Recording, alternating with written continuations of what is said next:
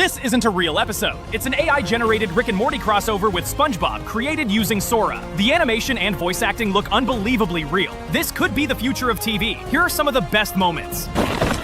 Hi, strangers. Who wants a Krabby Patty? Back off, Yellow Square. You're one musical number away from me nuking this. Is this a spatula? Rick, he's gonna break Give me that starfish. You're 2 seconds away from turning this place into a black hole-themed Chuck E. Cheese. The man just wanted to go on vacation, but found that the flight he was taking was flight 1015. Today happened to be October 15th, and the plane's departure time was also delayed until 10:15. All this was too much of a coincidence. The man felt a trace of unease. He kept looking around, but didn't notice anything unusual. As he sat in his seat nervously, he suddenly found a radio. It was predicting a plane crash, and the accident plane was exactly flight 1015. Out of curiosity, he put on the headphones to listen to what was being said. The radio mentioned that there would be a heavy rain outside the window soon, and that contact with the ground would be lost in an hour. At first, David didn't pay much attention. Unexpectedly, as the plane took off, it really started to rain heavily outside the window. At this time, the radio continued to broadcast, saying that the plane would hit a flock of birds soon. David didn't believe it, because the plane was in the clouds now, and there couldn't be any birds. Unexpectedly, the next second,